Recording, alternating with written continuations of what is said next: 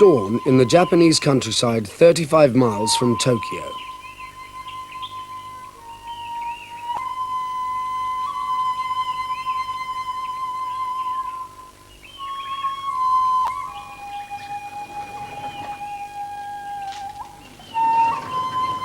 Every day of the year, Otake Risuke leaves his house at this time to pray. He always carries his sword. As he walks across his garden, he leaves behind the modern world. He moves back in time to the 15th century.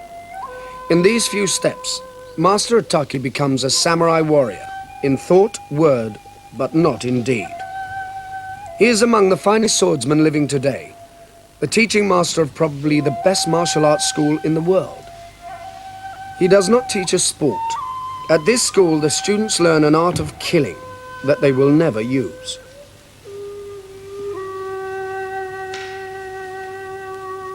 The second part of the morning ritual consists of exercises in the art of swordsmanship.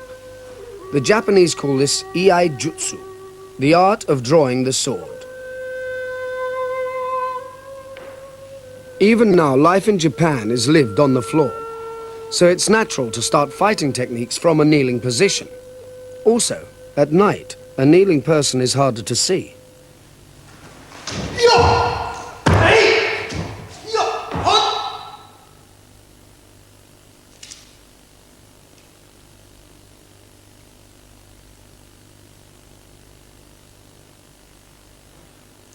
While he practices, Master Otake always imagines that there is an attacker before him and aims his blows at precise points of the attacker's body.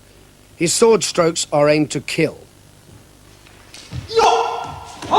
After each group of strokes, part of the technique is to shake the blood from the sword before returning it to the scabbard. He never takes his eyes from his imaginary enemy.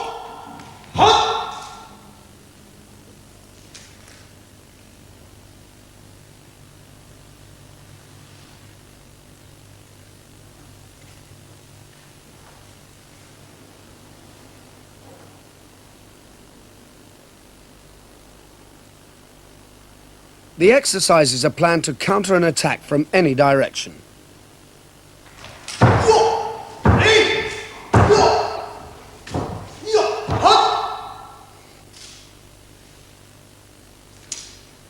To be effective, the art must be used by a warrior who has developed his willpower.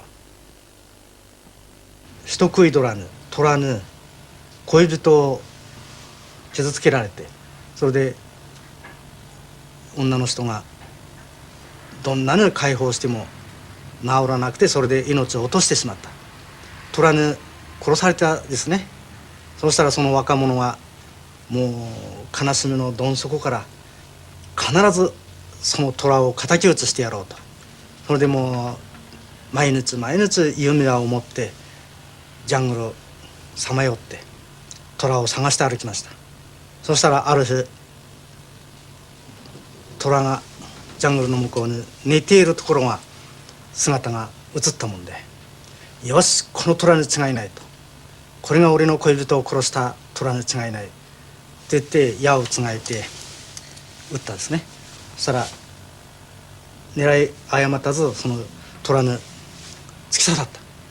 そして2番目の矢をつがえてそろそろ虎のそばへ行ってみたら、なんとそれが虎ではなくて虎が寝ているのによく似た石だと。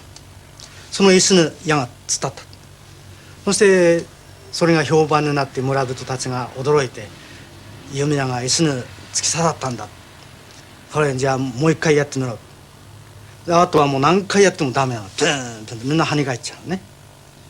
それはやっぱりもう石であるということがはっきり分かってからだからダメなの。恋人の敵だって言ってもう一寸不乱に矢を追いかけたので石に突き刺さったって。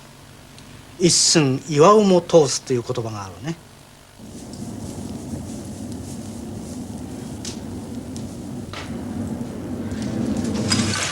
All samurai sought perfection with the sword, not only in the fighting techniques but in the weapons themselves.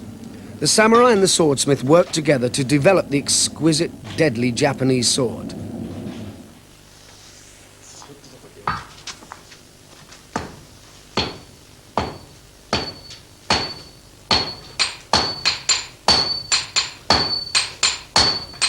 Sword making reached its peak of skill by the 14th century. The process starts with a lump of crude iron. It is purified by hammer blows and by pouring a liquid made from ash over it.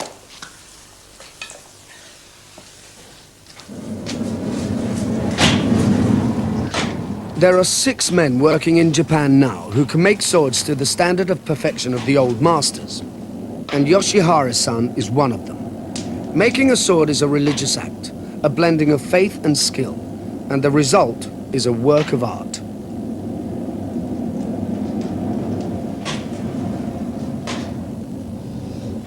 A blade made by Yoshihara-san is worth about £10,000. Most of them are bought by collectors, and to his regret, put straight into bank vaults.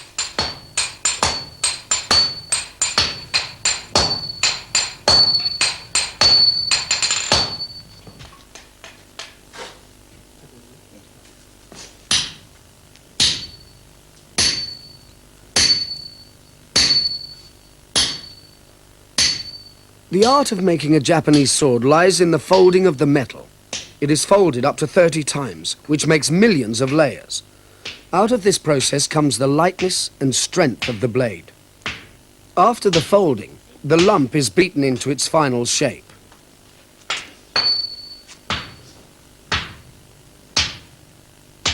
The swordsmith makes only the blade. Other craftsmen finish the polishing and sharpening and make the scabbard, hilt and guard.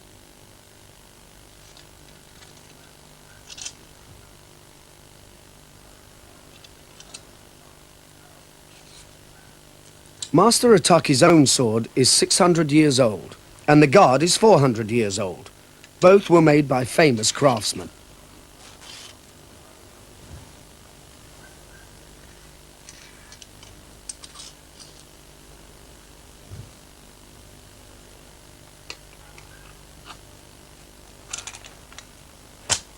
The whole assembly is held together by just one small bamboo peg. Everything about the sword is practical. The beauty of its shape exists because an elegant curve is strong and cuts well. The groove is cut into it to lighten the weapon without weakening it, and to prevent suction gripping the sword in a wound.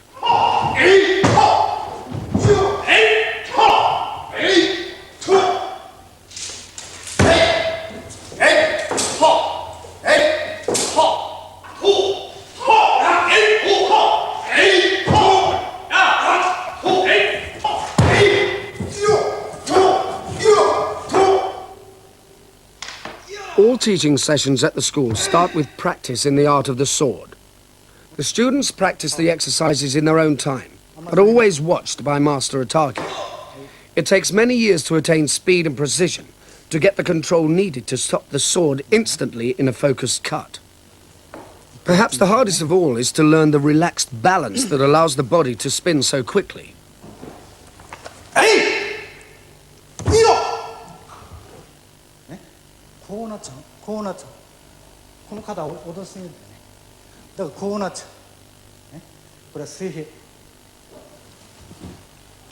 To practice the techniques of combat, the school uses wooden swords, bokken, so that a mistake does not cause injury or death. Their teaching is based on the weak points of Japanese armor, which for the sake of flexibility did not protect the blood vessels on the insides of the arms and legs. Their purpose is very different from the sword-based sport of kendo, where the strikes are aimed at the protected part of the body.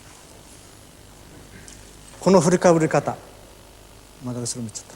この振りかぶり方はこれで触らないように、これやるとぶつかるから、ぶつからないように巻き打つっていう上段ですね。そういうふうに、それで真っ向を切るようです。はい。面来るやつを体をかわして首に入る。それを稽古ではこう受けますね。受けておいてパッ。人間の体は動脈全部この内側。ね。だからこれを切るわけですね。